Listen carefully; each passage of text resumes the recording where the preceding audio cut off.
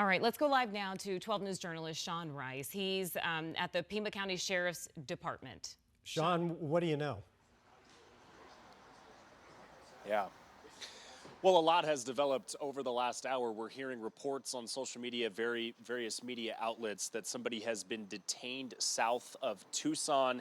We've sent crews multiple places. We have yet to find the exact spot where this person of interest or suspect may have been detained at this hour. What we do know is we saw several videos circulating on social media probably about an hour and a half to 2 hours ago of SWAT vehicles leaving from right here at the Pima County Sheriff's Office just off of Interstate 10. As I mentioned, at about 6:30, 7 o'clock, that is when they mobilized a Pima County Sheriff's Office SWAT team. They also mobilized a regional SWAT team, one of those agreements that you have locally with other jurisdictions. In this case, the Oro Valley Police Department was also mobilized. Their SWAT team was as well. That's, of course, north of Tucson. It's northwest of Nancy Guthrie's home. So we're hearing that this person of interest was detained south of Tucson. That would be obviously far away from Oro Valley. But again, it's just one of those agreements where you bring in as many resources as you can to detain whomever this person is. So that's the latest update.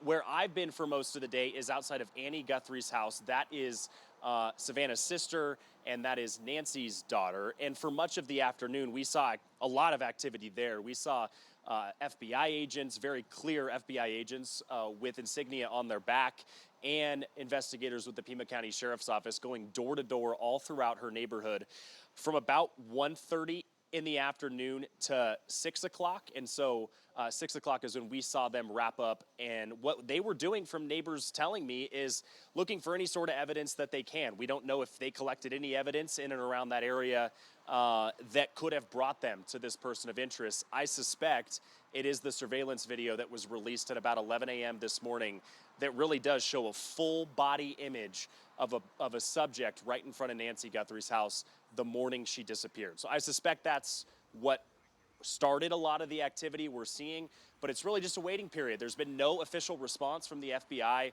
or the Pima County Sheriff's Office on them confirming they have a person in custody. So it's really just a waiting pattern right now as they get really deep into this investigation. I'll send it back to you guys. All right, Sean, we'll get back to you. If you have any developments, just wave your hand at the camera. We'll come right back to you. But in the meantime, we're waiting on another former FBI agent to give us some context. Sean, down there today, do we still have Sean? All right, let's go back to Sean. You saw so much activity in Annie Guthrie's neighborhood. Did any of the neighbors give you any idea when they were their door was being knocked on by federal authorities, what they were being asked? Well, it was pretty consistent. I think they had a similar question that they had when they went door to door, and it was, do we have permission to search your property? Why they were there, we still don't necessarily know, but I can just tell you what I saw, and it was pretty consistent at each of the properties. It was, do we have permission? Pretty much every single resident allowed them entry, mainly into the backyard areas is where they were searching, but it was also adjacent areas between properties. There was one home I vividly remember where there was like a barranca between two homes, very rugged, very desert area that you would find here in Tucson, in the area where Annie Guthrie lives, and they would scour that entire area on the ground, looking in trees. I mean, they were doing boots on the ground FBI work to find any sort of evidence they possibly could that could have connected a person of interest to that area. And so one thing two women also did tell me is they were looking specifically, quote, for evidence that may have been placed somewhere. That was the exact verbiage that the agents used to two women I spoke with. And so maybe, again, they were looking in trailers, in anywhere they could find for any sort of evidence that can help them with this investigation.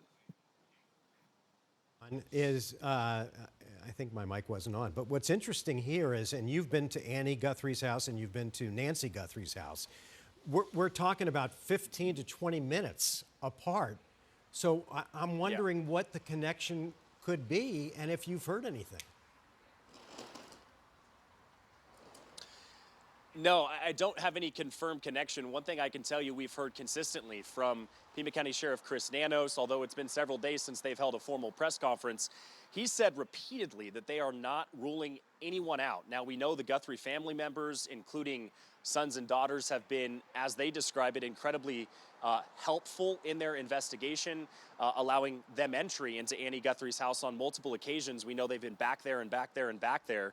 So it just really does remain to be seen what they were doing in that area. Again, I don't know if I've brought up the idea that it was a potential diversion to whatever SWAT mobilization we were seeing late this evening. I mean, who knows if they were just sending FBI agents there so media would flock there and divert any sort of media presence away from detaining this person of interest south of Tucson. Yeah. We do not have that confirmed, but it's something you have to think of in these investigations. Yeah, there's just so many theories out there, Sean, and really, you know, we're 10 days into this investigation, and we're just now getting the video, the surveillance video of this alleged, you know, abductor, and that was only because, you know, computer forensics had to do some heavy lifting to try to retrieve this, because we know that Nancy Guthrie didn't have the subscription to Nest, right, that would have this. And you've been to both locations.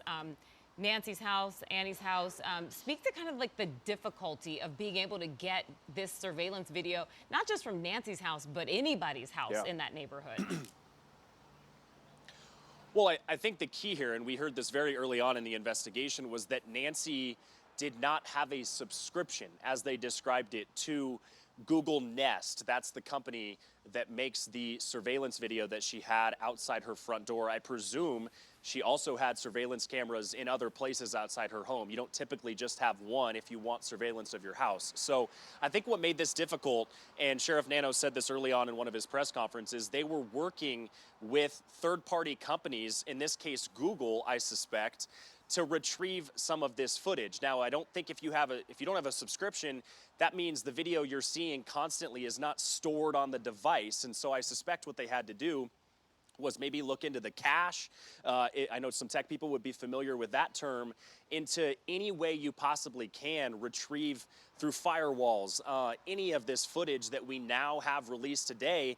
And it seems as though, if the federal government's being forthcoming, that it took 8 whole days for them to retrieve this footage we now have possession of, and may have been a breakthrough in the case. So some would find it alarming that they were able to do it this way. Others would say that it was vital to this investigation.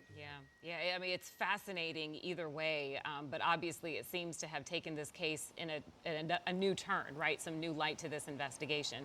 Right. All right, Sean Rice there reporting live outside the Pima County Sheriff's Department.